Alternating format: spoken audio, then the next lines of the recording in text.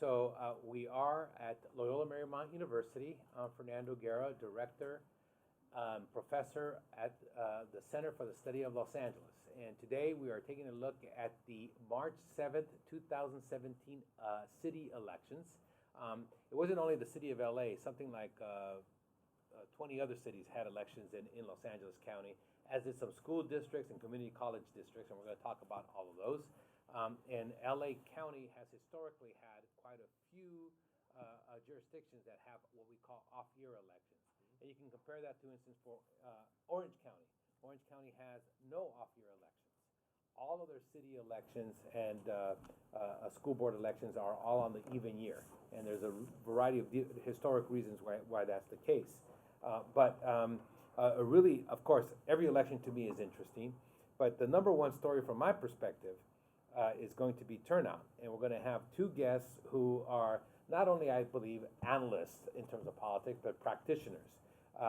We have City Controller Galperin, who just was reelected a week ago to the City Controller. Yes, congratulations. Oh, thank you.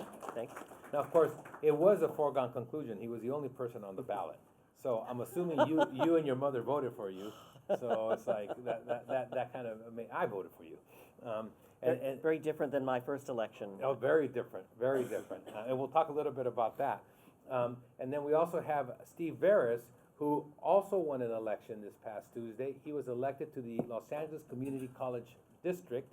It is the largest community college district in the nation, and the district is something like 5.2 million residents live in the district. I don't know how many voters, we'll get to that, and then what the turnout was in that election. But I do believe that the big story was, number one, the low turnout, and then number two, the margin of victory by the mayor.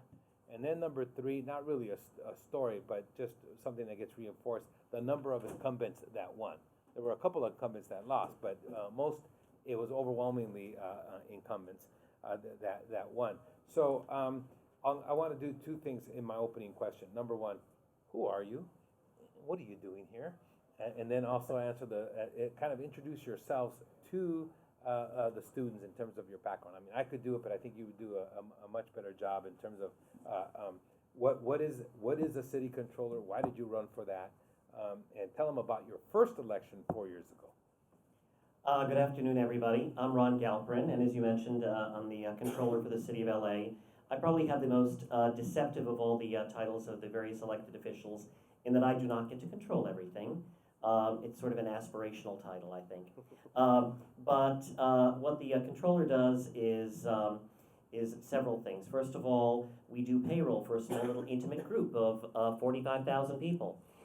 We distribute the billions of dollars that the city spends on various goods and services. Also, we do the financial reports, and we do the auditing, both financial and performance audits of various departments and of various functions of the city. And then I also branched out a lot into the area of open data and really creating a data revolution in the city of LA, which I'll talk about in just a moment. As you probably know, there are 15 council members in the city of LA, and then 3 citywide elected officials, myself, the mayor, and the city attorney.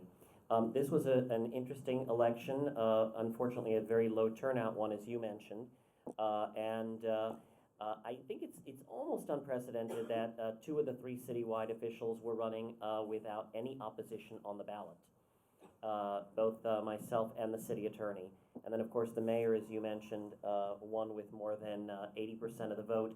There were actually 10 other candidates on the ballot against the mayor, but none of them were able to get any traction. And as for the rest of the council members, it was a story very much of incumbents winning. Very different than my first election 4 years ago, when the former controller was running for mayor. That was Wendy Gruhl. And so the position of controller opened up, and I decided to do the insane thing and run for a citywide office. I have actually, previously I had spent my life as an attorney. I was also a journalist. I used to be a columnist for the LA Times and for the LA Business Journal. And I got obsessed with everything having to do with the finances of the city. And one thing led to another. I ran for city council 4 years earlier in a rather crowded race. I did not win. And by the way, it turned out that the best thing that ever happened to me was losing that race, because I actually went on to do a job that I love even more and that I find endlessly fascinating. So there were 6 people in that race when I ran 4 years ago. And everybody said, okay, you know, we love you, you'd be great, but we just don't see how you'd manage to do this. Me too.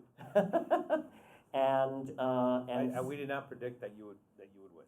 well, actually, there were 10 polls between the primary and the general. 10 polls, 10 polls, including my own poll. Each and every single one of the polls said that I was going to lose. And actually, I knew in my heart of hearts that they were all wrong. And by the way, every single poll was wrong. I won by more than 13 points. Right. Yeah. So it's sort of an interesting lesson about polling as well. But I've now run both in a contested race as well as an uncontested race. I will concede to you that running uncontested is a lot easier and a lot less stressful.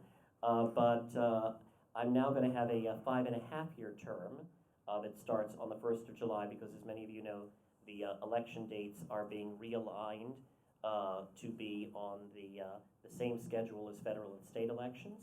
So it's a one-time only, a 5.5-year term. And I get to continue doing a job that I really love. I'm very fortunate to be able to kind of stick my nose into almost anything that I find interesting and meaningful. And it's a chance to make a difference on everything from public safety to planning to housing to homelessness to all the things that we live with and that we care about so much as Angelinos. So thank you so much for inviting me to be a part of this.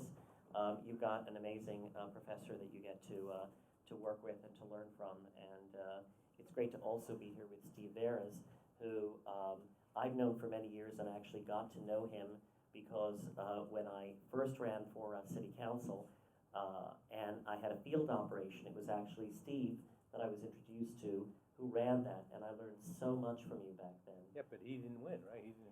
Yeah, well, thanks to him I lost, but that's another story.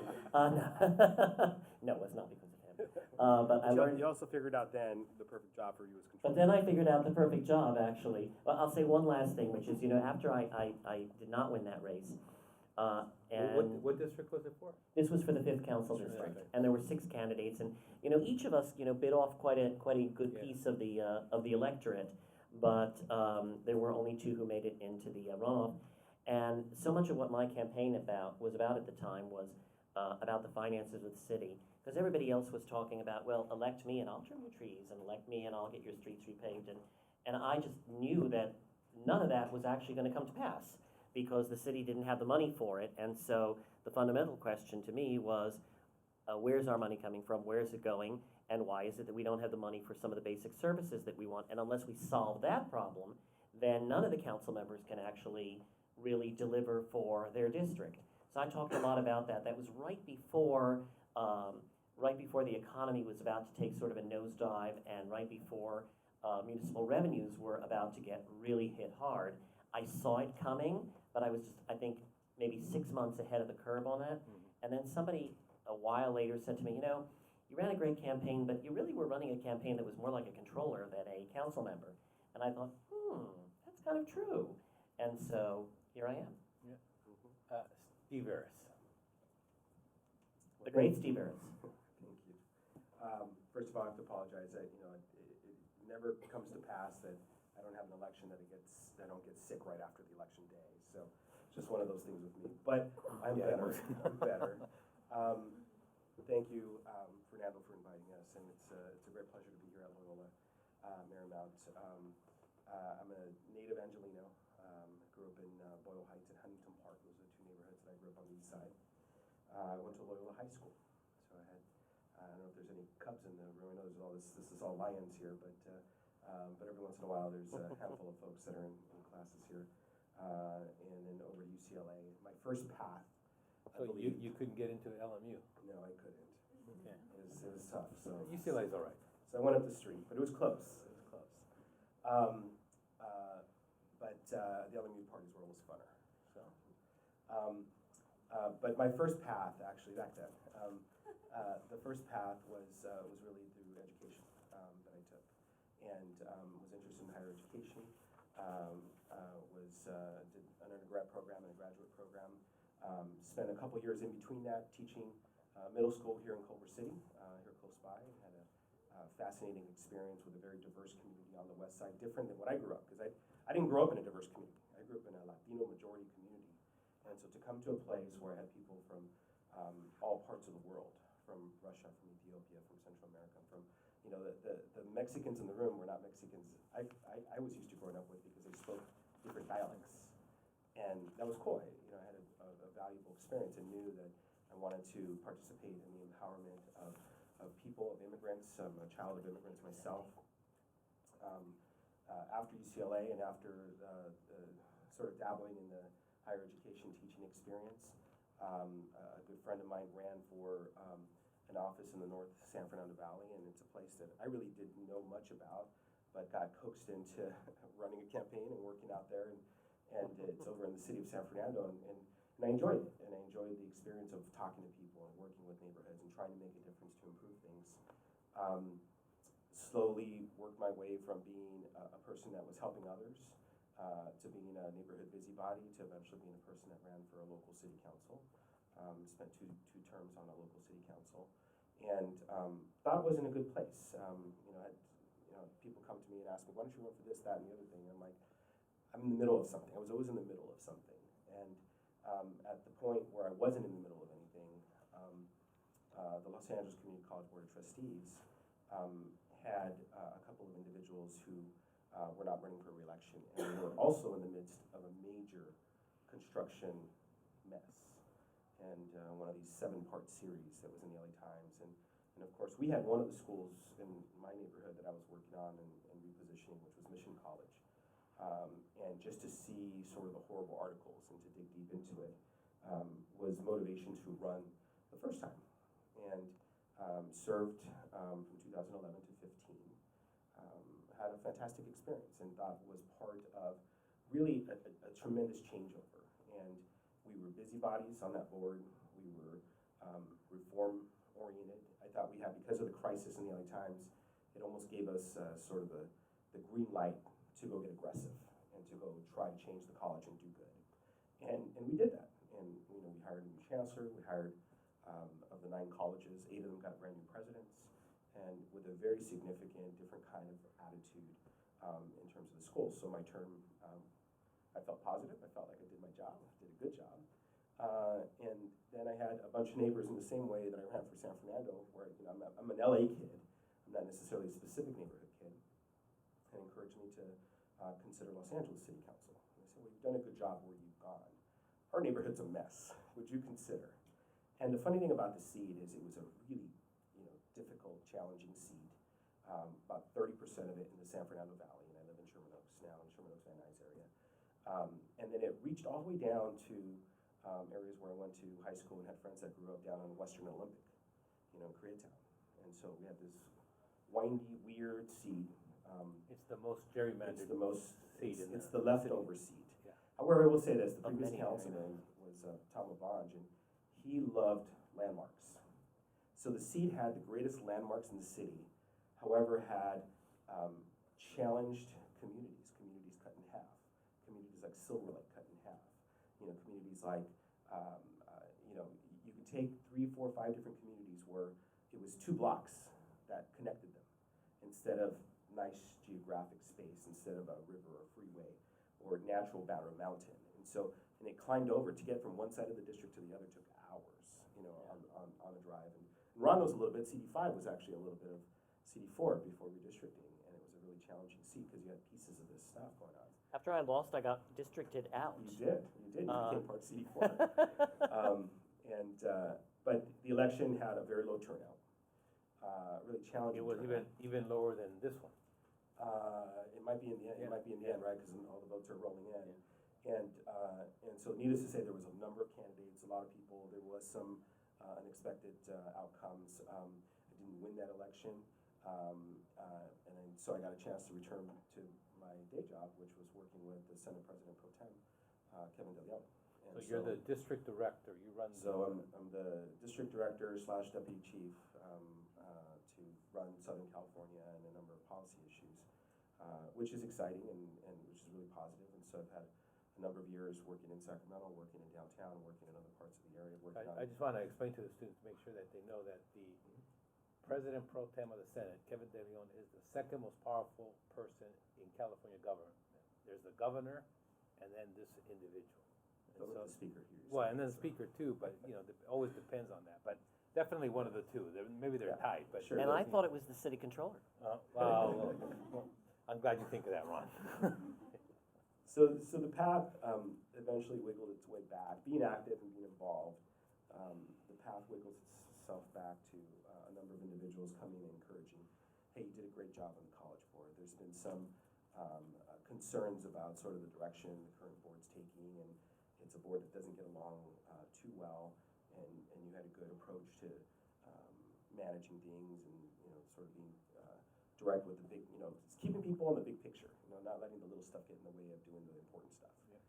And so I was excited to come back in and make the run and meet a lot of new people. Obviously, the folks that I've met during all my time there, LA Community College Board of Trustees is a campaign that can take you as far north as Silmar, as far south as San Pedro, as far west as Calabasas, and as far east as Montebello. I mean, it's an enormous endeavor to, I don't know what the final count is. The last time I looked, I think I had something close to 178,000 votes registered in this election, which is an enormous number, but microscopic compared to how many people actually, I'm sure we got 5 million people in the service area. But it is a seat that sometimes flies under the radar. Sometimes people don't know what we do exactly, but you know, you have a pretty sizable amount of authority over the 9 community colleges and the direction that they go in. I know LMU doesn't take a whole bunch of transfers from community college, but are there any community college No, we students do. here? We take about 300 a year. About 300 a year? Yeah. So we've, you know, unfortunately, it's become a mark, quote unquote, of a quality university if you don't take transfer. And we have rejected that and said That's that. excellent. And of course, the UCs are mandated in terms of taking transfers. So we believe strongly, part of our Jesuit mission, social justice, that we have to continue to take transfers. Absolutely. We can fill our whole class with freshmen, Absolutely. you know, without a problem. But we've decided, no, we're going to reserve these spots for transfers. And every year, 300 to 400 we accept. And what's incredible about joining the board today is that across the country, there's frankly a really exciting movement that was a huge topic during the presidential debates about the community college education being extensions of the K through 12, where it's free for everyone. And so you know, Bernie Sanders certainly has a movement that he's talked about with Joe Biden. President Obama had a commission that I had a chance to be a part of and sit on that was talking about the future of education, and at least dealing with that level at the community college level of having it be a continuation of access and a right for everyone. Then of course that also coattails and connects with debt, with student debt. And you know, you can pick up the LA Times today and see it. Well, you know, I mean, they all know about student debt. Yeah. I mean, the incredible stat is that there's now more student debt than credit card debt. That's absolutely right. So those are the huge issues going to be confronting us on the national picture, and then certainly the locals have an important role to play in that too. So turnout. We were talking in class right before we came over here that two of the major reasons that we have such low turnout is, number one, what we call the progressive reforms, and that is we have nonpartisan elections. So Democrats and Republicans don't know who's who, and the political parties don't get as much involved as they do like in the East Coast, et cetera. And you know, and then off-year elections also add to that. And then number three, what we talked about here is no wedge issues in the city of Los Angeles. And what we mean by that is we took some of the top wedge issues nationally, like increasing the minimum wage, immigrant rights, support for feminism, economic disparity, et cetera. And this was a poll that was conducted by the Center for the Study of Los Angeles. And every year, we conduct the largest general social survey in metropolitan LA. It's actually the largest general social survey in urban America, and each one of you have a copy out there. And if you look down the line, we're incredibly liberal, okay? So there is no such thing as a wedge issue. We're all for what would be considered leftist causes. One of the things that I always love to say to a lot of my business associates when they complain how liberal the LA City Council or the Congress or the Assembly are in LA, I'm like, they're actually more conservative than the voters and the residents. And so be lucky that they're not even more reflective of how liberal LA is. So we live in a one-party system in Los Angeles. And therefore, what are elections about? They're not about any of these. I mean, can you name a single candidate that you knew was on the ballot in Los Angeles that was against one of these? You know, it's pretty tough. I mean, there are several, you know. I mean, I could think of, on the community college, Ernie Moreno was not on all of these, you know. But the vast majority of candidates, but all those that won, and even most of those that lost, were all about this. So city elections are not about the big questions facing our nation. And the most important issues really are about land use, and there was a big issue about that. And so without having a partisan affiliation, having the off year, et cetera, we've seen that turnout not only in Los Angeles, but throughout the region. Long Beach and Pasadena have lower mayoral turnouts than we do.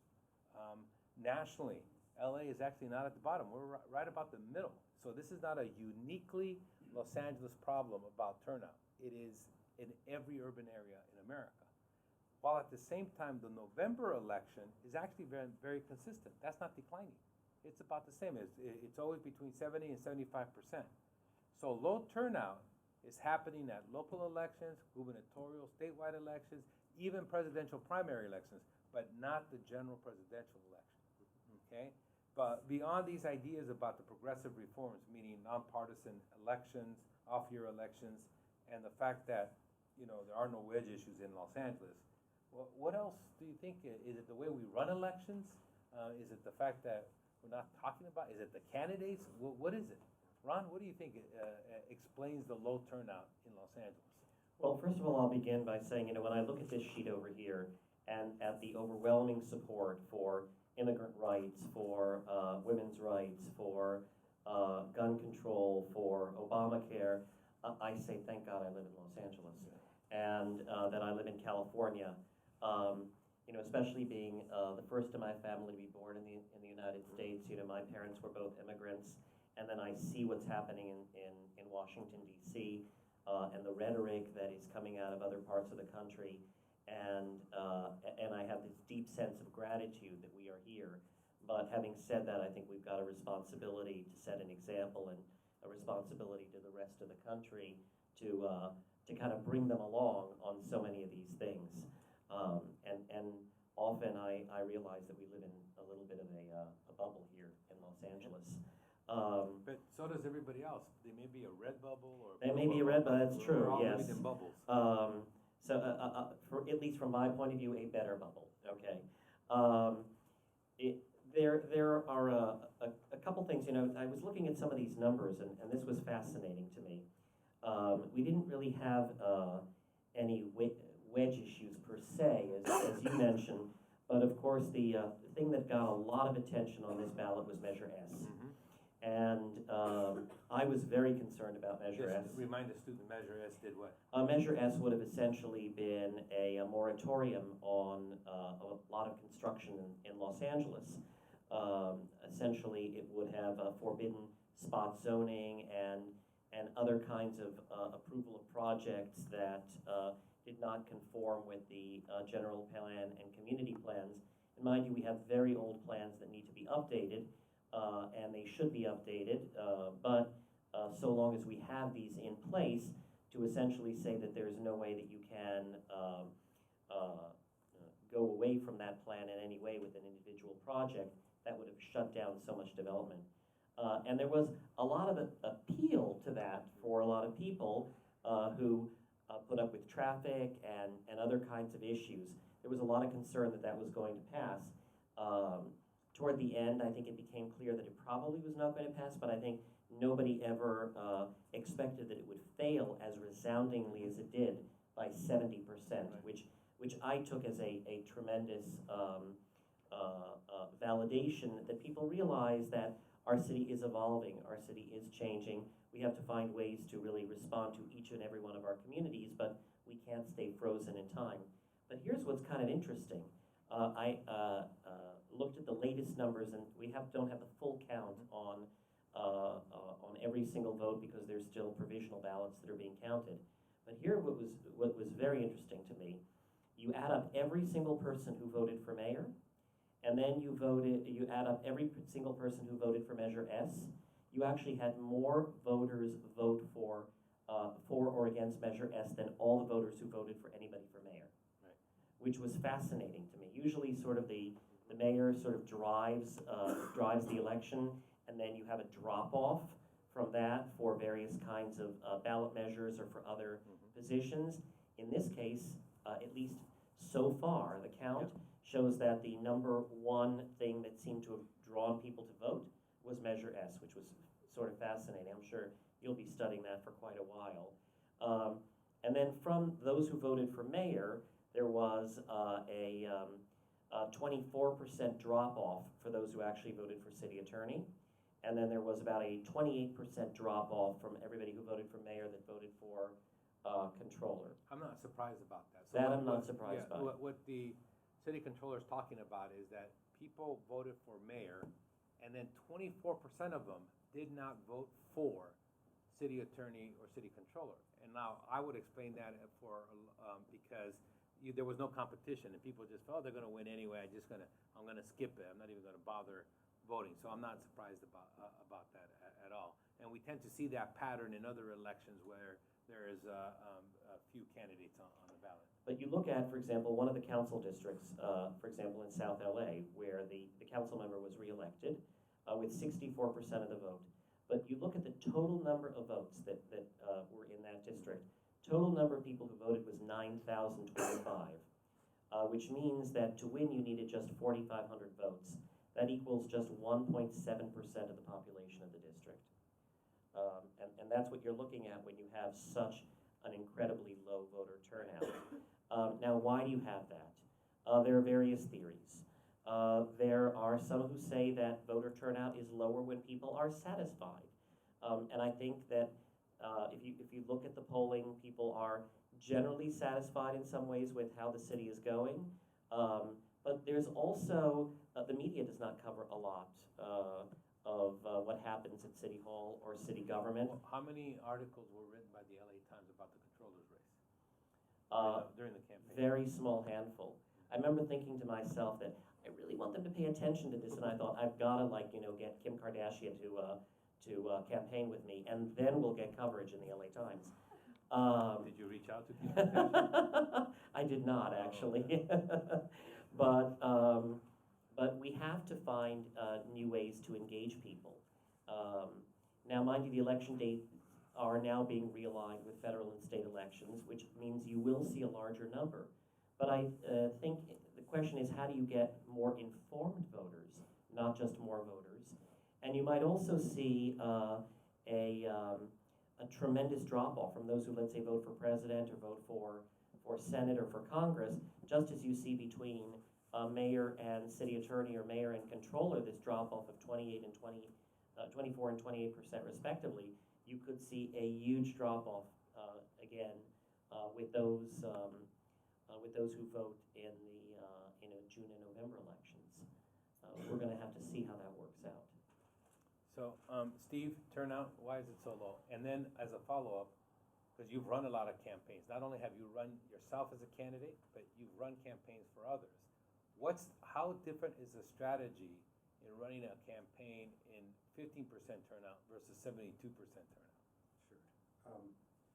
Well, turnout, I think the one thing I'd add to the turnout conversation is we're constantly battling what we call voter fatigue. Whether it's real or not, it's just this concept of like another election, really? Didn't we just have one?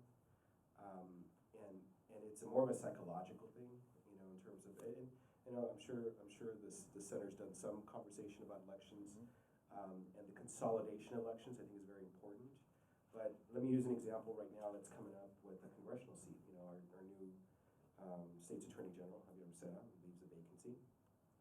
And because the way the timing worked out with his swearing in, taking office, it wasn't enough time to align it with city elections. So they get to have their own election. They get to have an election, and granted, it's completely inside of the city of Los Angeles. I think maybe a small portion of unincorporated East LA, but virtually it's a Los Angeles congressional seat. So the city of Los Angeles, we do an election March 7th. We do a runoff May 16th. Congressional District 34 does an election April 3rd or 4th. I forget the dates off the top of my head. And then if there is no one that gets 50% plus one, there will be a runoff, I believe, in July. Yeah, June. So June. Yeah. So now what we have is some areas are going to have just one thing on their ballot. They're going to have potentially 4 elections. So at the very least, one thing on their ballot and 4 elections that may show up at a maximum. And so folks like that, I mean, the voters that vote are going to vote. I don't think I've ever missed an election since I've been 18. It was kind of drilled into me by my parents. It was a ritual. They came from countries where they got here and the right to vote was important to them. And so I remember, being walked to the polls every election day with my parents, as a kid, and just, okay, we gotta vote. And it's an important training that took place as a son of immigrants. So as we look at the process, we have issues, we have good voters are gonna vote. It's everybody else in the middle. It's sort of, I don't wanna call them the fair weather voter, but I wanna call them the voters that have a lot of stuff going on in their lives. And sometimes voting isn't a top priority. Maybe they may do it if it's, on TV and they watch it, and so you get that turnout. So the last 2 election cycles, in Los Angeles were the lowest, right? Consecutively.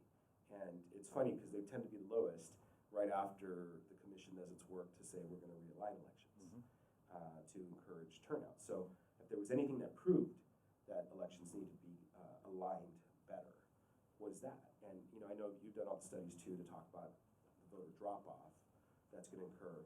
The voter drop-off is going to be nowhere near the turnout numbers we have today. Right. But the way we organize the ballot, the way we simplify voting, voting is still, for as much as, those of us that have done it all, that do it all the time and are comfortable doing it, there's still like a couple of extra steps that really sometimes you think, why do we have that extra step in this thing?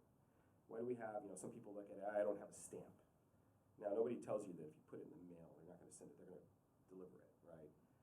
And that's been the tendency sometimes. So is that a law, or the It's not a post law. office just does it? Post office just does it. Okay, so that if you That's don't just put a the- stamp on your envelope, they'll still deliver it. I would not risk it. If I Okay. was running a campaign, I'd never tell people to risk it. We'd run around as But that's campaign the operatives tendency that the sometimes. post carrying- office has to Yeah, the do. post office would deliver it because obviously that's something, somebody Because missing a otherwise they have to signature. deliver it back to you anyway, so they Yeah. have to go through that process. Yeah, so it costs them just as much and it's an easy stack, but, signing a ballot, going through the ballot process.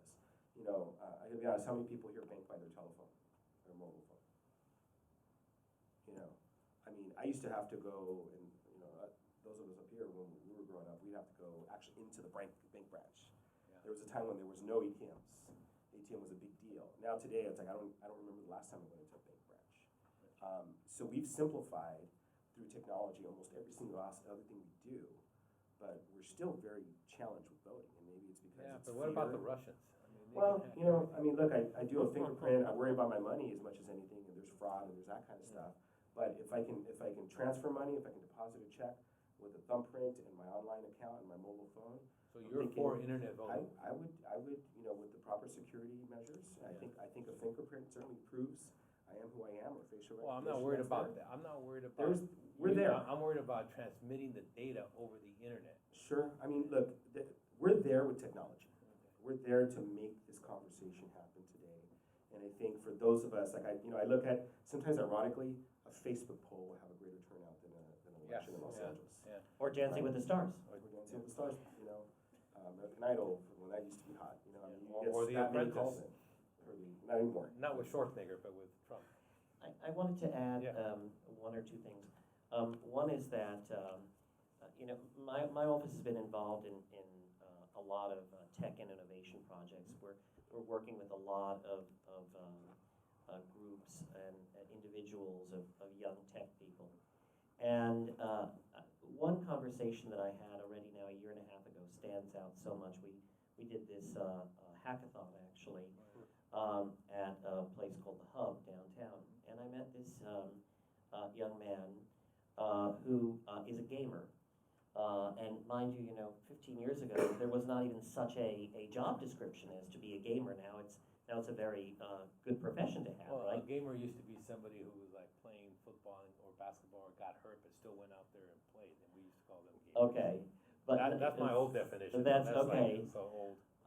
But what he was talking about is how do you apply, for example, the science of gaming to voting, to make it as interesting and as engaging as, how we hold our phones or our iPads or whatever, and we get sucked into what it is that we're looking at.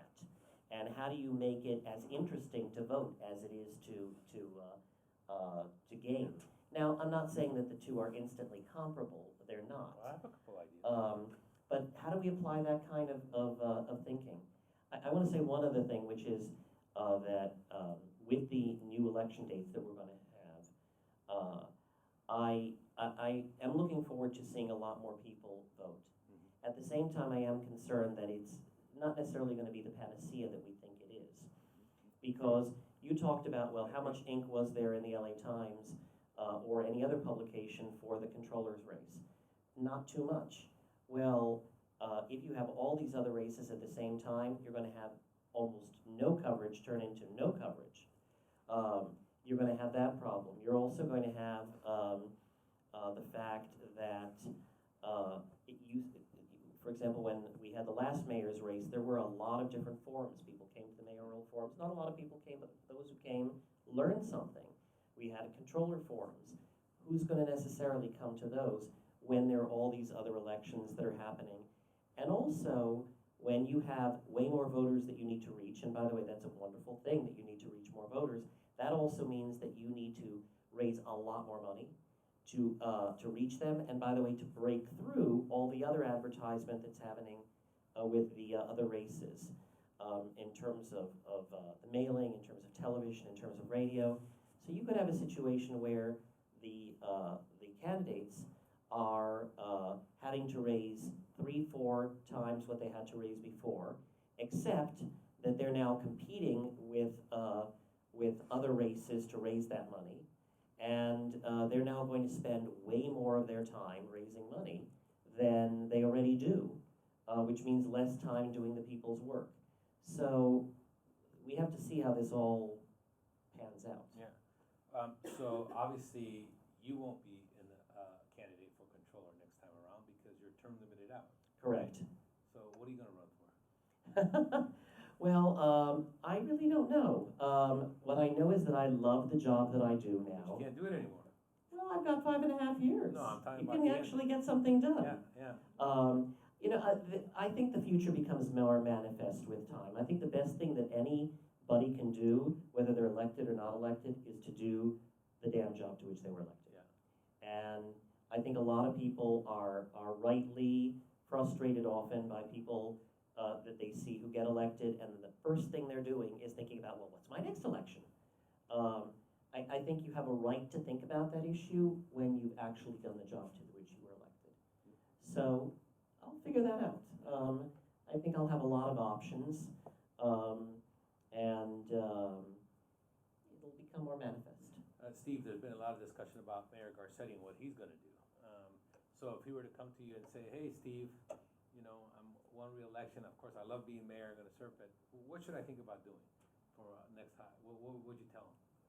It's an interesting question to ask a guy. I've won 4 elections, and I've served out the entire term 4 times. I complete my terms. It's a commitment that I make. Actually, aligning elections works really well for guys like me who get in the middle of work and the people's work where I was hate leaving projects in the middle of sort of getting done. What Steve means by that is when the elections are not aligned, you could actually be an incumbent, right, and then run for another something seat. else. Either you could be an incumbent assembly member and run for the city council, Or you could be an incumbent city council member while running for state legislature. Right. Now with all the seats running up at the same time, there's none of that. You'll actually have to give up your seat to run for another seat. Potentially, yes. Yeah, I mean, there may be potentially. some with state legislative, but like Special elections, like the yeah. congressional election. Yeah. I've never been a guy to leave early. It's just, what is it going, it'll be 16 years or so, and I've never left early. I've always finished it. So you're asking a guy who doesn't think that way sometimes. However, I do think the 5.5-year term, and I do think, oftentimes every candidate likes to think that they've been sort of drafted to run. And I mean by that is you're so invaluable and necessary to do this run that you just got to go and do it. Now, the reality of that is that doesn't happen that often. It's usually what people really want to do with themselves personally. But you'd like to sort of frame it as much as possible. I've been drafted to go fix this or fix that. Yeah, but don't you or think to do you're that. about Mayor Garcetti? Mhm. I think that it's important that people think he's gonna run because it brings more power to the position of mayor and it brings more power to the city of LA. If the state legislature believes that Eric Garcetti may end up being governor, or people believe that he may end up being U.S. Senator, that creates political power that he can then Well, use on behalf of the city of Los Angeles. Perhaps. If but- not, he's a lame duck already. Look, It's like, hey, we just gotta wait 5.5 years. I mean, it's a long time, but this guy's not going anywhere. Look, let's. So I actually strongly Yeah. believe that, city controller Sure. ought to not dismiss anything because No, it gives no, you more I power. understand. I understand. And look, the funny thing about it, the reason why I say that is that's what I've done personally. However, I've also run campaigns where that hasn't been the case, because it's the job you do. Now, the mayor of LA is an uber talented man, and he does things and has profiles that some of us wish we had to. I wish I could go sing and play the piano and make up songs on the spot. I just can't. And it's So besides being, I know Ron can sing, but I don't think you can do a tune like Eric on the piano and come up with it like that. Well, he's played and I've sung. That's true. That is true. So, that is have true. to take but, that show on the road. but I can't do either. So I'm the guy. They'll play and sing for political contributions. Sure. Yeah. For charity.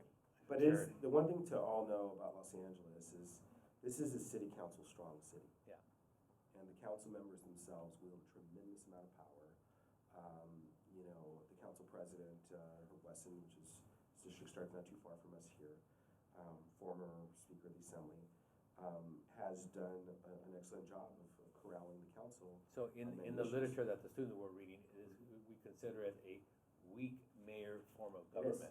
It is. It's not a strong This mayor like isn't- in New York or This isn't de Chicago. Blasio, this isn't, this is Rahm Emanuel, and, be that as may, I mean, there's a struggle in Chicago, but, certainly in New York City, there's some really interesting things that happen because of the strong mayor system. So I don't, look, I think an extremely talented fellow that has the world in front of him can choose to do a whole bunch of stuff. Los Angeles is very challenged as a city. We have lots of work to do. Homelessness is a big challenge. We're all working on it in our ways and at multiple levels.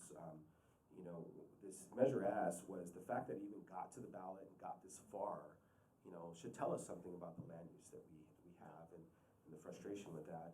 And, and we also have a national trend with an uptick in crime, that comes from various reasons. We also, I had a chance to see a wonderful documentary, 13, that talked about the prison system and the amount of prisoners that have now crowded our system since 1990. And when you think about the in and out, we don't have enough to even process and have people spend time there. And so when you think about sort of the safety issue and the national subject, we're generally safer than we've been ever.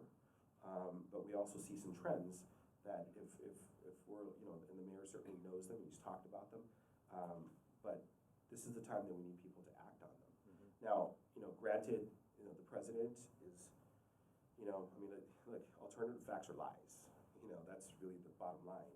And if that's what's going on at the national level, people who are good people all over the place need to stand up and get involved and stand up and whether it's run for office and get engaged. I thought President Obama had some really positive words on his way out to encourage people, get involved, go run. You know, part of the reason I ran for college board was because I was absolutely horrified by Donald Trump. I was horrified. And, you know, and I was really concerned, generally speaking. I mean, you know, look, if it was a great board, I'd be like, tell me what I can do to help.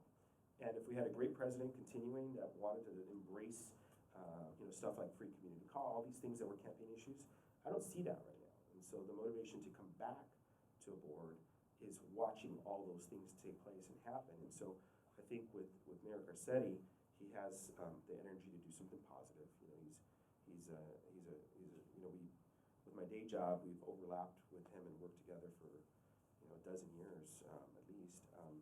And you know, he is always trying to do the right thing. He's always trying to do positive things. I mean, I think we just had a press conference the other day about the Los Angeles River and the potential there. I mean, the Los Angeles River is going to be challenged by this president, but of all the stuff we can do in the city and the state and the county, we could still make tremendous progress. So I don't know what the next step for him would be, but I think there is a next step, and it is something that should make Angelenos proud to have backed him and supported him. Yeah.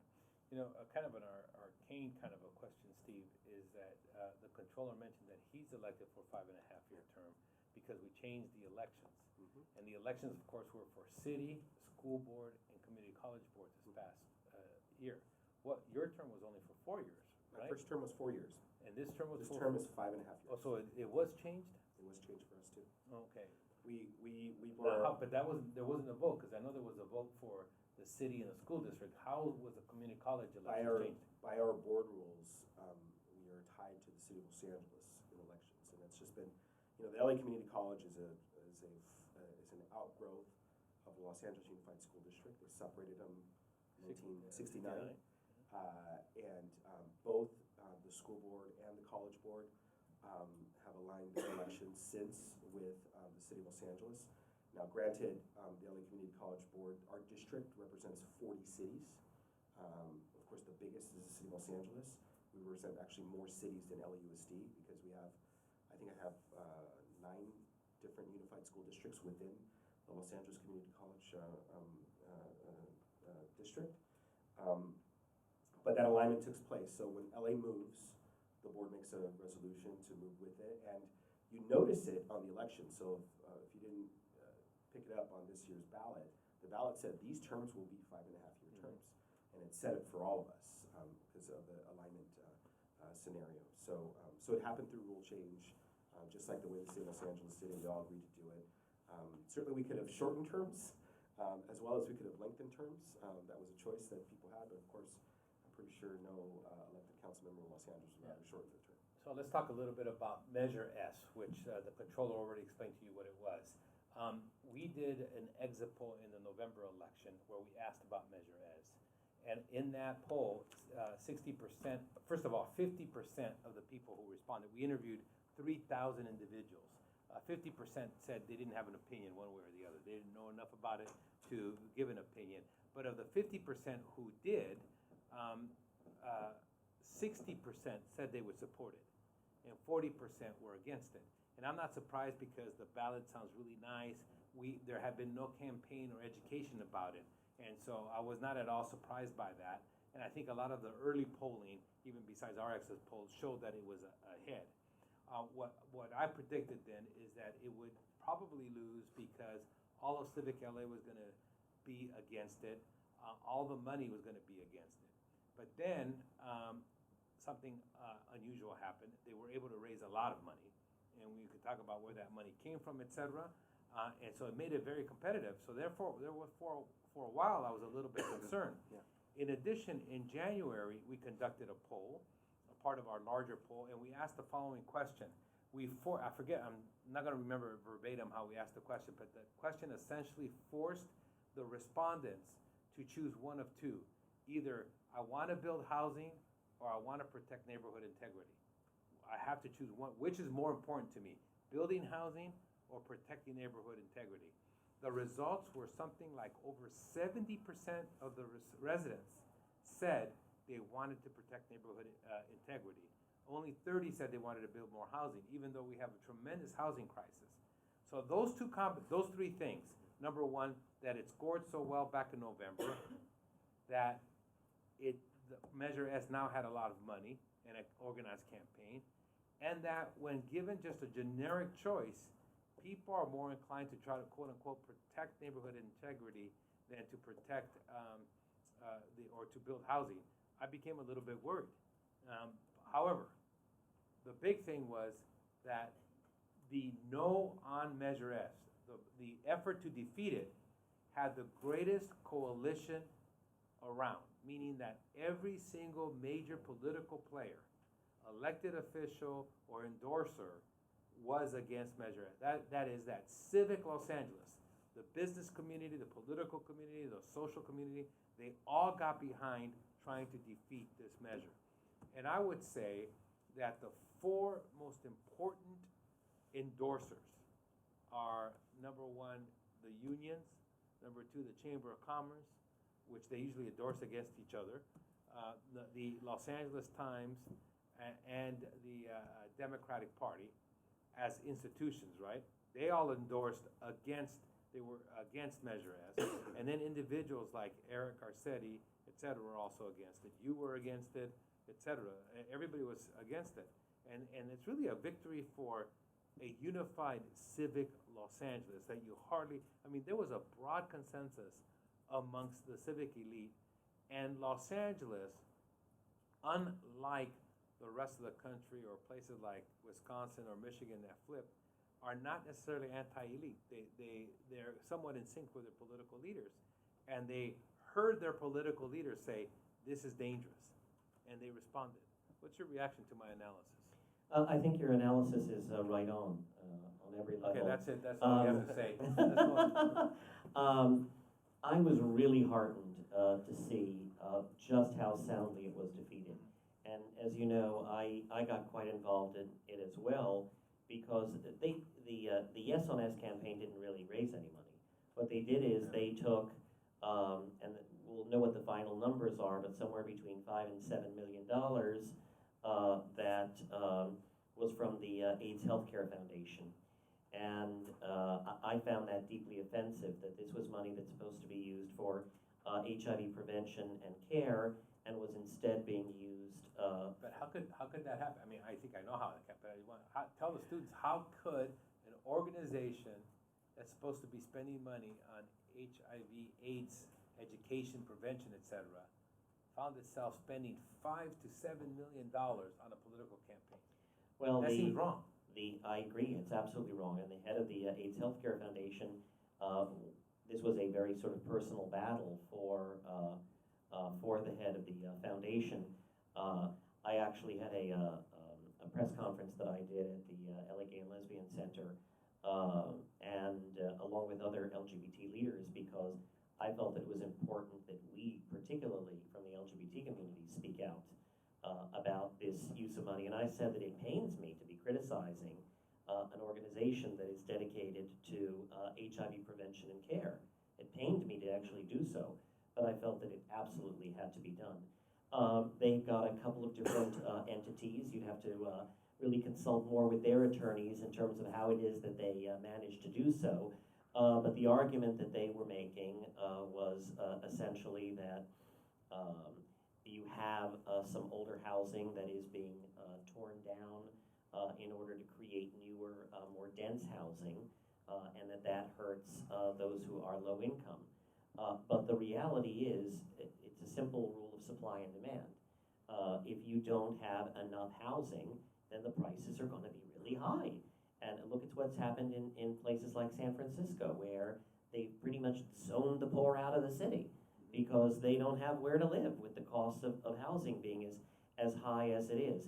And I felt that Measure S was an inherently elitist, and it essentially was saying, well, let's build a wall around Los Angeles and keep out people and keep out new development. And you just cannot. You cannot run a city or move a city forward in that way. Moreover, inevitably, when you have a city that is all built out like we are, we don't have a lot of empty land, you're going to have to tear something down in order to build something new. How do you do that in a way that is thoughtful? How do you make sure that you preserve affordable housing? That's absolutely essential. But you got to build more. I actually did an audit recently looking at one of the tools that we have to do that, which is density bonus program, where we provide developers with a bonus in terms of the amount of density that they get to achieve if they create more affordable housing. What I found was actually there were not a lot of developers who were taking advantage of it, which told me from everything that we did in our analysis that you need to be providing a better kind of density bonus if you want them to take advantage of that and to create more affordable units. That may not be a popular thing to say because everybody thinks that every developer is evil, but there are a lot of really great developers out there who are trying to do some good work. And how do we encourage that? And how do we encourage, you know, good housing, quality housing at every single price level? I think that's essential. Yeah. So Steve, not necessarily about the policy, just like the controller just talked about, but the politics.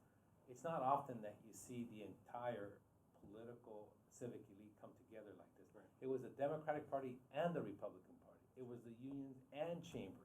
I mean, you can go on and on about so-called strange bedfellows, but everybody was against this. You know, building a coalition like that, Sure. they're hardly ever going to lose.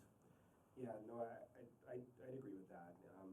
No, I will say this, I found it heartening to see that there was a handful of council members who put out op-ed pieces after the election talking about that the city still has a long way to go when it comes to land use and planning. And that's important because at the core of the campaign was really the fact that, you know, the Los Angeles General Plan, you know, its adjustments over the years to keep up with infrastructure, its community plans are basically tremendously behind and are not serving as good tools for policymakers. And you know, the fact that it went that far and there was over 100,000 people, I forget what the number is exactly off the top of my head, that would go out there and support it, means that there were some people that were upset. But so you have to acknowledge it is that. land use, how we use the land, how we zone it, etc. It is the number one issue for Absolutely. cities, whether it's the small city of San Fernando, Right. You know, El Segundo or Culver City or the city of Los Angeles. It's the number one Right. power that cities have, so it should be the number one political issue. Now, I don't count it as a wedge issue because it's situational. Absolutely. It's one development versus another. Right. You just don't see It that. could be for every person that loves the growth, which had opposition when it was first developed, to every person that hates, you know, the mansion that shows up right next to Right. them. You know, it's a very situational issue, and so. But the coordinated campaign, and actually, I'll tell you this, I don't know if the coordinated campaign was great, because it is hard to coordinate all those efforts, but the civic collaboration of getting everybody together on the Right. same page, that was pretty awesome. Yeah. You know, I think at the beginning of the campaign, I had a chance to, you know, I campaigned all over the city, but the consultants who ran our race also ran the no-on race. And so I got a chance to see the first, like, you know, sort of snippets of mail and the first conversation points, and I was like, oh, we got a long way to go to coordinate, because typically labor and chamber are not gonna be in the same room. These are people who get mad at each other on lots of issues. And so that collaboration it took a little while to get going, but I think the general overall look of the civic engagement that was saying no to it was really important. Now, the other thing too is I would think that the issues of Measure S and the land use issues are more acute to probably 4 council districts, and yet this was run over the entire city, and there's probably 11 others that don't see it the same way. And even one, for example, Measure P, which is an issue on the port, under the radar, this was about developing the port. Yeah. And it had overwhelming support, and was very much under, there was nobody really opposing Measure P. Right. But if you look at, you know, Council District 7, which had a competitive race, land use wasn't the number one thing there, it was city services. You know, if you go to Council District 9, you know, Council District 9 has the highest concentration of undocumented people in the city of Los Angeles. They live there. They were concerned about a lot of other things. And so when you get to land use conversations, and certainly the West Side has Council District 4 and 5, of course, and 13, I think is in 11, or Bonan's 11, yeah. That's the concentration. We're the 11th. We're the 11th here in Westchester, right? So, but that's the concentration of the anger. But you know, when you have 4 out of 11, you know, sort of leading the charge on this, the highest. you're starting off with a problem. Ron? But interestingly enough, while there are a lot of homeowners who voted for Measure S, there are also many who did not, That's right. because even though they want to protect the integrity of neighborhoods, and we have a lot of wonderful neighborhoods in LA that we do want to, in a variety of ways, protect, but these are people who are parents and grandparents of children and grandchildren who can't afford to live in the same city. Yep. And look at the number of young people who are in their 20s today who are still living with their parents. Yep. It's a very high number compared to what it was just 2 or 3 decades ago. And that's because there isn't a place that they can afford to live. And I think a lot of homeowners realize that. I know many who say, my own children and grandchildren can't afford to live in Los Angeles. Yeah. Well, the other thing that this election was about that we really haven't even discussed yet is charter schools and unions. And you live in District 4, which is now going to be a runoff between Steve Zimmer and Nick Melvoin. Who are you going to vote for? Well, let me tell you, I happen to know both candidates very well, as a matter of fact. You can't vote for and both. You can't vote for both. You can only vote They're for one. both also very fine people. I will say this: what amazed me and what distressed me in that election was I looked at the volume of mail, yeah. and I got a pile of mail like Yes, this, yeah. and it was so ugly and it was so mean, and I didn't even recognize either of the 2 people in that race. Right. Neither of them are the people that I happen to know. Part of that is because, and I think a large part of that is because most of the money that got spent was independent expenditures. Right. And if you're running your own campaign and you're sending a piece of mail, you're going to be responsible for what you send out. And yeah, you're going to get ugly perhaps sometimes, but there's only so ugly that you can get. Can't walk back. But when it's an independent expenditure, you can wash your hands of it, and that's really a distressing thing. And you're going to vote for? Let me just say this: I have a. So you haven't I have an endorsed either one? appointment. I haven't officially endorsed either one. Okay. As I said, they're both very fine people. Okay, so I'm not going to ask you who you're going to vote for. Yeah. Let me ask you, who did you vote for last week? I voted for myself. No, for the school board. For city controller. For school board, who did you vote for? I voted for the best candidate. Oh, okay. Did they make the runoff? Did they make the runoff? Yeah. Yes, they made the Okay, runoff. so you voted for one of those 2, okay. So we had a debate here on campus with the 4 candidates. Yes. And the first thing I said was, okay, all 4 of you are Democrats, right?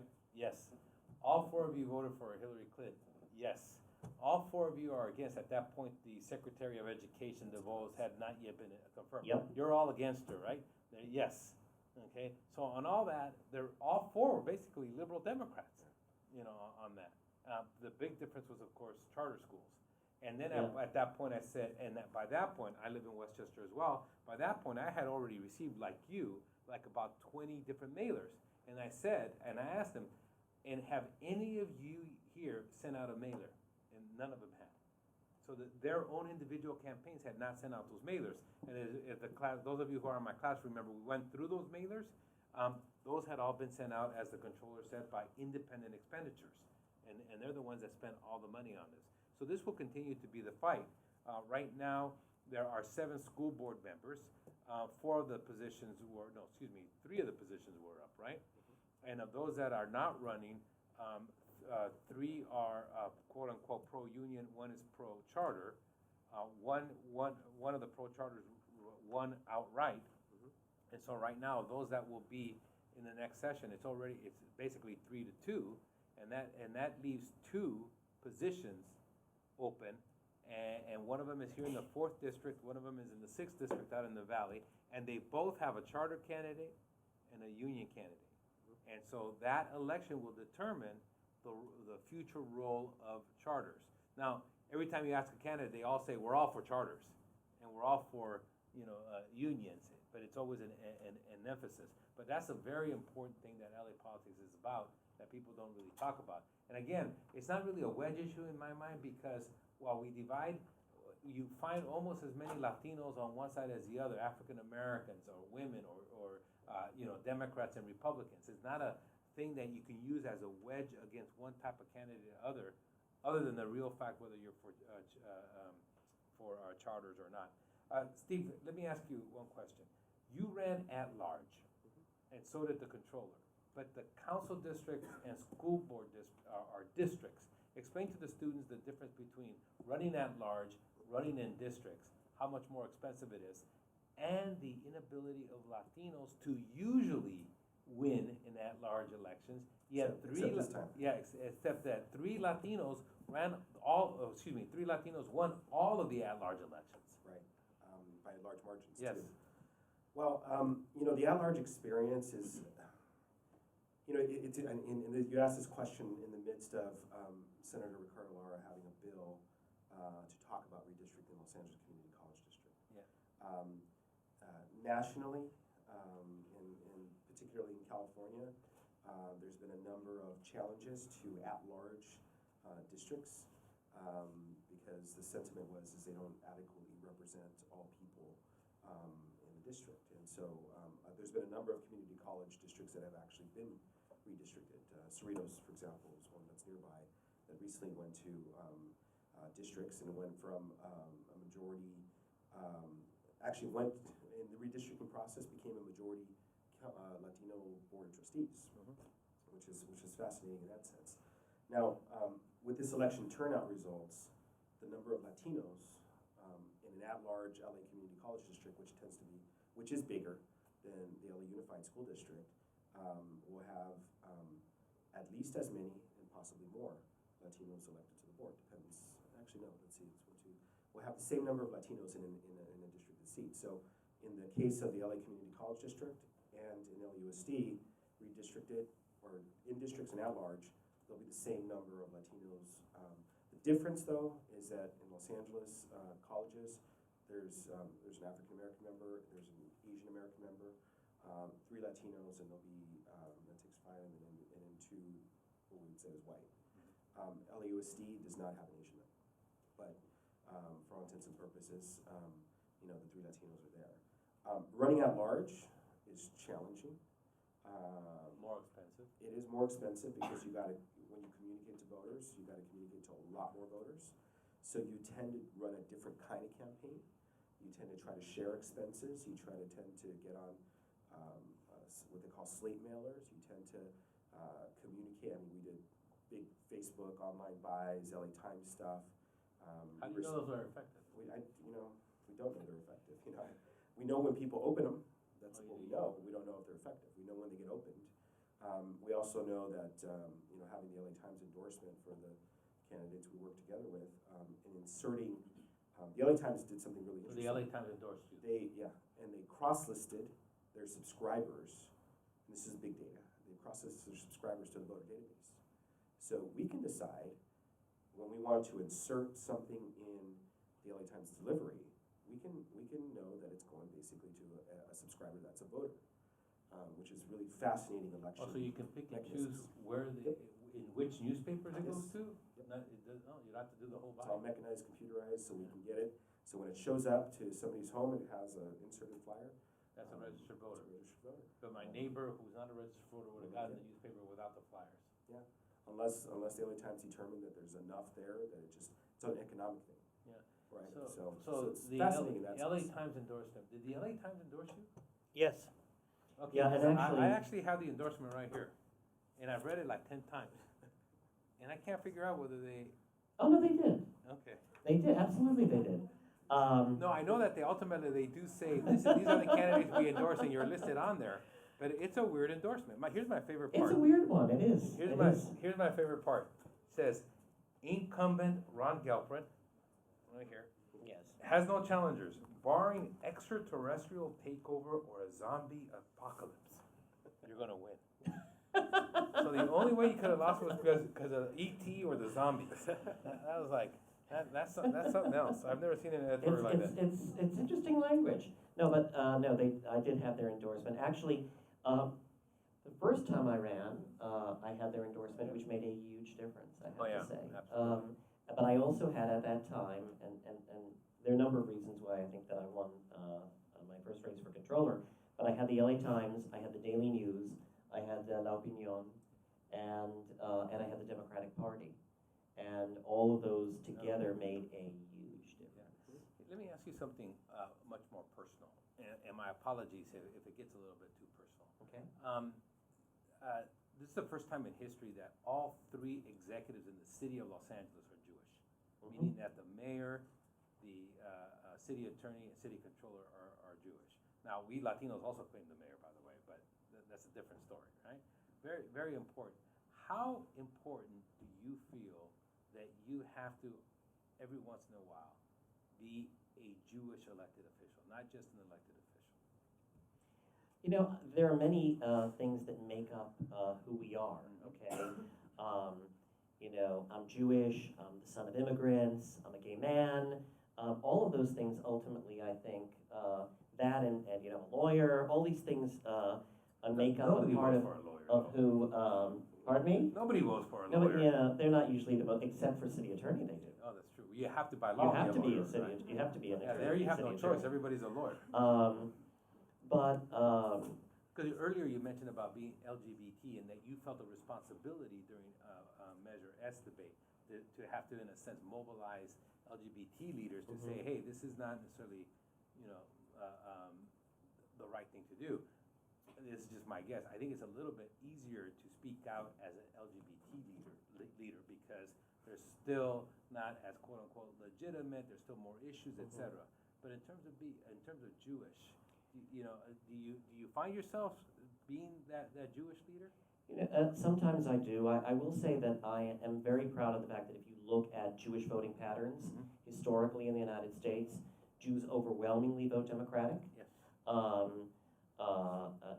There's sort of like an old joke that that Jews have the sort of demographic profile of Episcopalians, but vote like African Americans, and I think that there's a lot of truth to that in terms of income and neighborhoods that Jews live in, but how their voting patterns are, they're the which second are most reliable overwhelmingly Democrats, yeah. are progressive, and I'm very, very proud of that. Actually, I'm the son of a rabbi, I'm the grandson of one, the great-grandson of one, and my husband is a rabbi. So what happened to you, though?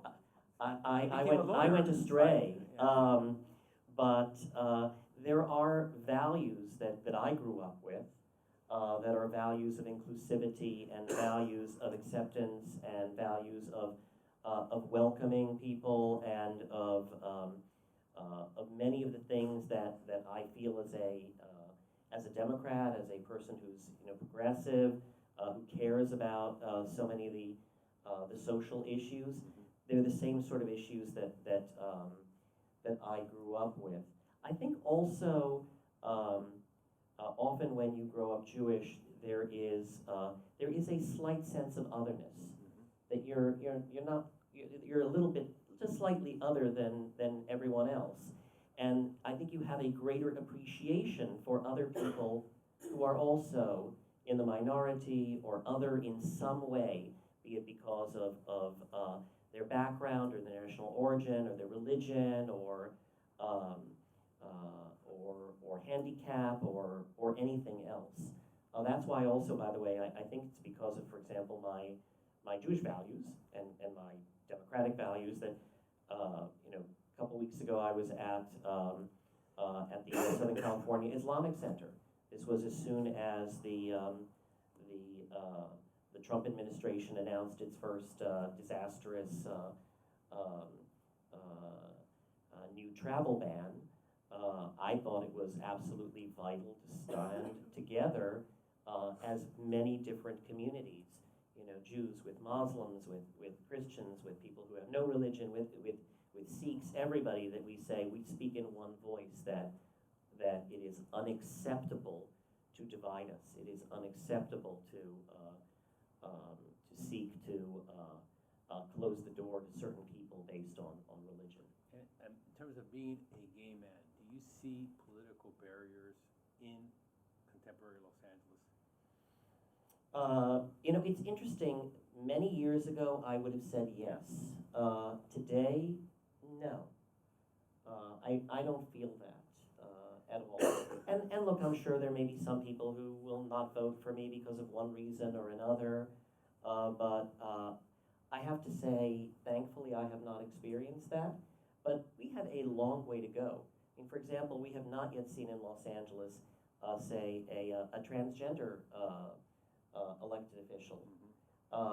And I think if there was... But there have been very few jurisdictions where that's That happened. is correct. Yeah. And if you see that candidate, I would regret to say that you would still probably see in some places discrimination against that person. I'm hoping that I know that will change. I want to be a part of helping to make that change. I think, you know, we all are responsible for that. Think about the change that's happened during your lifetime. I mean, But as a gay huge man, change. could you ever imagine when you were in your early 20s that there would be gay marriage and that you would be married?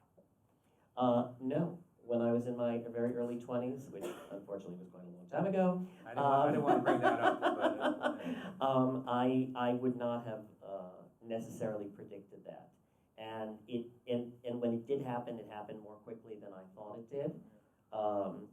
because there's a couple of other openly gay members of the council right now in the city of Los Angeles. Yeah, I have to say it was an incredible moment. I remember when I was inaugurated now, it's almost 4 years ago, and all of the elected officials sort of marched down the steps of City Hall to the stage where we're going to get sworn in. And I hadn't really thought a lot about sort of the choreography of it.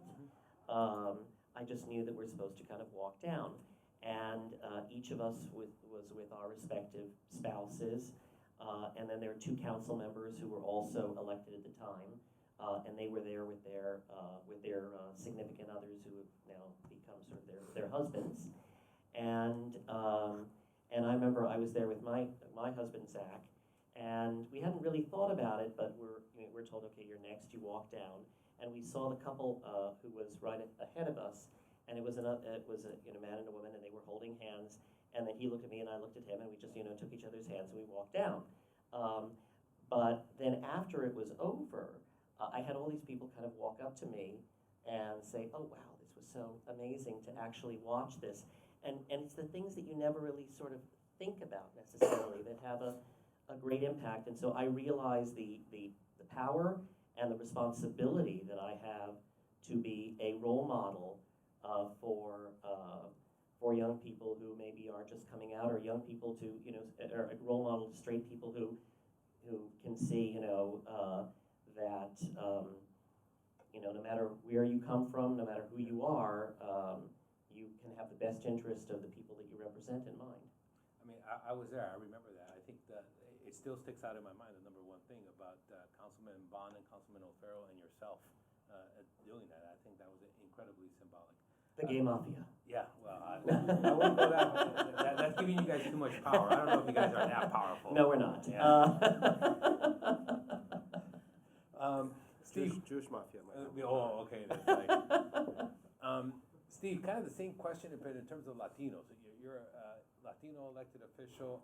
How often do you have to feel that you have to stand up for quote-unquote Latino issues that aren't necessarily part of the community college agenda? Well, I gotta answer the question by actually telling my whole family background. Yes. My father. Which is the typical LA, man. Nobody's LA. got like a straight. Fascinating. I'm sorry, I didn't mean to say straight. No. No, it's all right with me. Somebody's got to be. Nobody has a simple background. Go ahead. So, my father was born in Budapest, Hungary.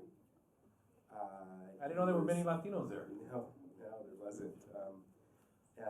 He was orphaned during World War II, and became sort of like many kids who were bouncing around, the cities and the countrysides, and eventually became part of a communist Hungary. And left Hungary after a revolt against sort of what students perceived to be a very harsh communism, left on the other side of a rifle. And when he got to this country, got to New York City, and interestingly enough, came stateless, was on his entrance documents, and formerly of the state of Hungary, but came as on a refugee boat to this country. Decided that New York City was way too cold, and so ended up basically in the border region, and did not speak English well. In his refugee moment, he was in Italy, and spent some time there, and enjoyed the food, enjoyed the people, enjoyed the friendliness. Did not enjoy, New York, and a little stint in Buffalo. It was kind of tough and rough, and he was being a refugee did not have preparation, did not have education, didn't have family, didn't have anything to sort of connect with, and so ends up in the border region, and really came to fall in love with Mexico, and all the things that are the border in LA, and back and forth. So he meets my mother, and they meet in East LA.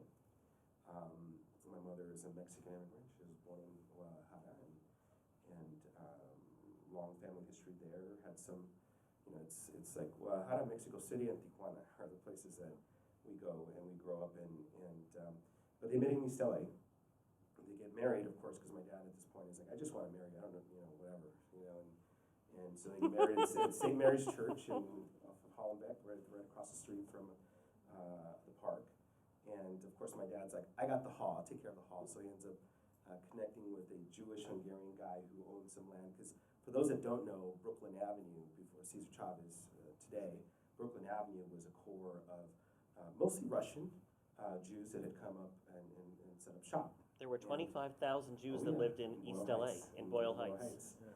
And so my father actually had very comfortable spaces that he would navigate through. But, he was also later arriving. He was also a very working class guy, worked in the city of Vernon. And we lived in, like I said, in Boyle Heights and Huntington Park, which ends up being about 90% Latino as I was there. And you had the remnants of landholders and shopkeepers and people that would still sort of come back.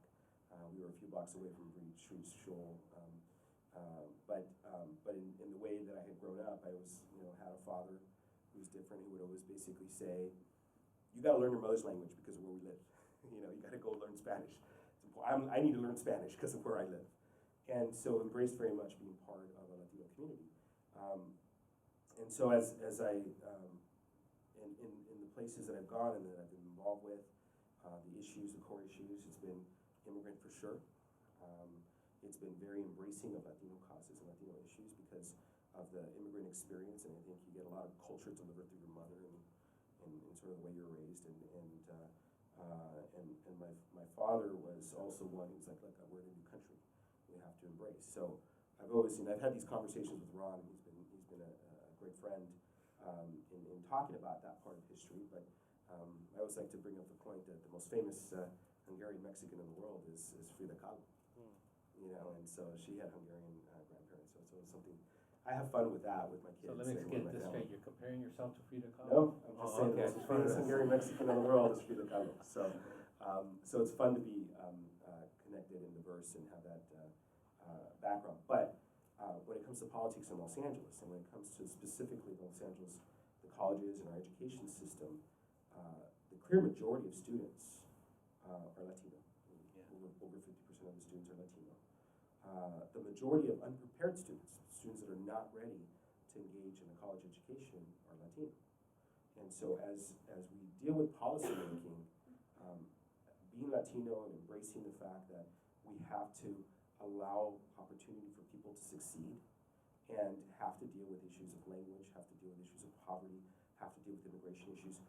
Today, and it's very close to an accurate count, 10% of the students of the Los Angeles Community College District are undocumented. Okay, 10%. And it's a 10,000 plus students.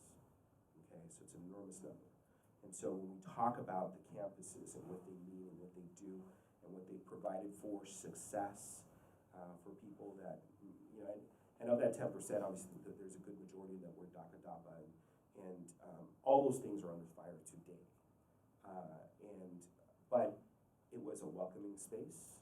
It was a place that, one of the first things, I'm looking at you gave us this chart of, you know, the ethnic breakdown of the college trustees.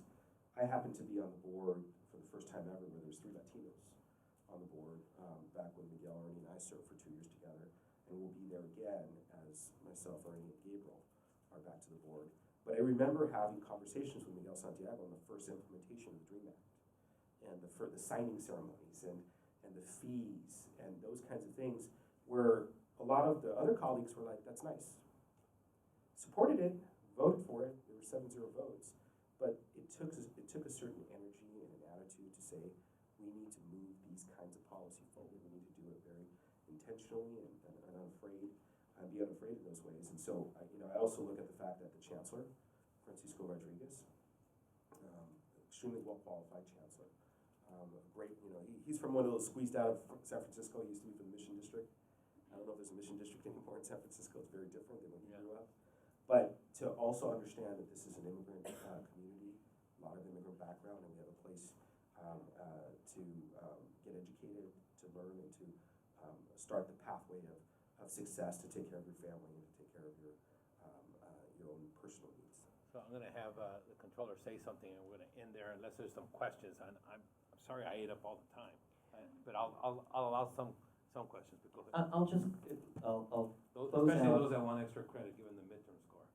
I'll close out also dovetailing on what Steve said, which is, look, I think we are all a byproduct of the parents, grandparents, the family, of the community that we came from. You look at the 3 of us who are up here, in many ways the face of Los Angeles, and that's what's so wonderful about this great city, where people come from all over the world and become Angelinos. You know, you mentioned your father being a refugee. My father was as well. My father was about to turn 96. He was born in Romania, and he managed to be one of the lucky ones in his family to get out during the Holocaust. He got on a boat that took him to Turkey, and then from Turkey he made his way to Syria, and he was a Syrian refugee, interestingly enough, but sort of in reverse from the way that we think of it today. He was a refugee in Syria, then made his way to Lebanon, and then made his way to Israel, where he was put into a British internment camp because it was then under British rule before 1948. And my mom came from, she was born in Israel, but her parents were both from Russia, and they escaped pogroms, and were refugees from Russia. So it's interesting, we all have sort of certain commonalities, and I think it's because of that that I feel so incredibly passionate about making sure that this city is one that is welcoming for everybody who comes here, and that we give everybody. I was really lucky. My parents were able to give me a great education and to sort of realize the American dream for themselves and for their kids. And I'm really passionate, and I want to make sure that the next generation and the one after that has that same opportunity. And I'll just close out by saying it's really wonderful to be here at Loyola, which, by the way, is my alma mater for law school, and to see so many of you who are engaged, caring about politics, caring about public service, caring about government, caring about good public policy. And as I look out here amongst all of you, you're really the future. And I'm deeply grateful for you for putting this together and giving us an opportunity to share part of the afternoon together. No, we appreciate you guys being here. Yeah, I think I'm gonna end it there because I'm way past my time. I'm sorry I didn't get you guys that, unless there's somebody who really has a burning question. I wouldn't phrase it that way. They're all gonna be like, go ahead, you. Right. Yeah, and then Sam. I guess there's one personal question I have for both of you guys is, what has been probably your guys' proudest moments? We're talking a lot about marginalized communities and the work you guys do. I personally work with the state controller, Betty E. And working Who I love. And I also, had personal conversations with a lot of politicians, including Congressmember Karen Bass and Assemblymember Autumn Burke. So going off of that, I'm very curious as to what your guys' proudest moment has been as people in power with helping, marginalized communities. especially, you know, Los Angeles being a Latino city and also a predominantly black and brown communities being here, so. In terms of your, you know, accomplishment, like a policy, I mean, you talked about DACA and what you guys did in the community college district, You know, passing the bonds, I mean, like, you go on and on. look, you know, in terms of there's two sides to me, because, you know, I have a day job with the Senate Pro Tem, and I think I throw myself as much as a day job as the moonlight job, the night job. So both things are really important to me, and at the day job, we have, you know, everything from dealing with driver's licenses to a retirement security issue, you know, dealing with, I mean, you know, next month we're gonna open a brand new park downtown LA, the LA State Historic Park. It's one of the first state parks that can be opened in dozens of years. But having had, it's the collection in total. And I will say this, it's not dwelling too much on one success. It's like, as soon as, it's like, check box, next thing, let's go. And it's the motivation and drive. And in the whole collection, there's some really great stuff, and I love talking about those things at the day job. I love talking about the things, you know, like I got to the LA Community College District when it was a bloody mess, and then to leave where, you know, even the LA Times admitted it's like it's on a better place. To have them do a 7-part series and pound you, and to come over and say this good stuff has happened. Those are all good things, but that's not end all be all, right? You know, I think it's the collective and continuous drive to improve, to reset the agenda, to not be satisfied in status quo. I think that, I would say, is the attitude I'm most proud of, and a long list of good stuff, but a desire to continue to do more stuff in the future. Ron? You know, I am so lucky, I mentioned, to have a job that I really love, because it's very much about policy, and it's very much about affecting change and about innovation, but it's also part of my job to be part of so many different communities, which is just so much fun. I mean, everything from, you know, going to African American churches on Sunday, to synagogues on Saturday, to the mosque on Friday, to, you know, waving in the Chinatown parade, to being... Let's see that wave again. To you know, to addressing people in Spanish at El Grito, you know, so all, you know, I get to mix it up with and be a part of all of these different communities in Los Angeles, which is deeply satisfying and really fun for me, I have to say. I think, you know, when all is said and done, that you know, most everybody in LA wants the same things, no matter what background you are from. We want safe communities, we want walkable communities, we want to be able to get from point A to point B, we want a good education for our kids, we want opportunity, we want good jobs, and so my focus as controller, which is very much about, you know, how we bring in our money, how we spend our money, is not so much about, you know, one community at a time, but about how we do this as a whole city, but also how we make sure that different communities are represented and get their fair share. Yeah, but you know, when I think about you, I think of the one thing I think of is like you're Mr. Transparency. I mean, you have made the city government much more transparent than anybody else in terms of how you allowed for certain data to be accessed, how you went out and did the inventory about city lands. It doesn't sound sexy, but you've made it. It's very sexy. I don't know about but, that. well, so I'll close out with my commercial, which is if you go to lacontroller.org. What is that again? lacontroller.org. What you will find is, by the way, the data, which is the virtual checkbook of the city. Every single dollar that is spent by the city, searchable in every which way for the last 5 years.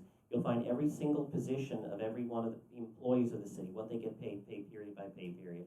Every single account of the city, all the money that goes in, all the money that goes out, and there are 900 of these accounts. You'll also find the 8,974 properties that are owned by the city of LA within the county of LA. And by the way, the latest thing we added is a whole year of parking tickets. You can look, by the way, at your street and see every single parking ticket that happened on that street, what kind of car it was and what kind of ticket it was and how much they paid. Hopefully none of them are yours. But if you can't remember and you wanna check, you can. But I believe very much in the power of open data and of transparency and of sunshine to transform government. Yeah, Sam? That was my question, is open. Yeah, that was it. So this is the champion here, yeah. Hi, I'm a political science major and I just transferred from West Los Angeles College. So I'm very proud that we're working towards free college in California, but the problem I see is there's going to be a large influx of students going to community college first, and it's already extremely competitive to transfer, especially like in today's climate.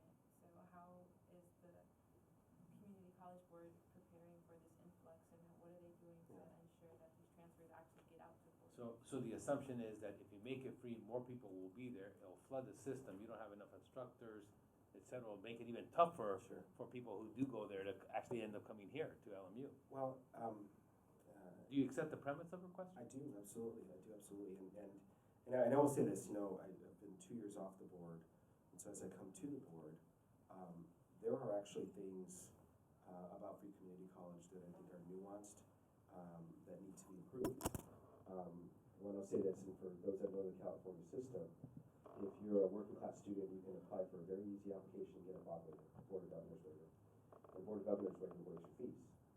But a lot of the free community college conversation around the country has only been about fees. What about transportation? What about books? What about housing? It's the total cost of the college experience that's really expensive and it's really putting students in debt.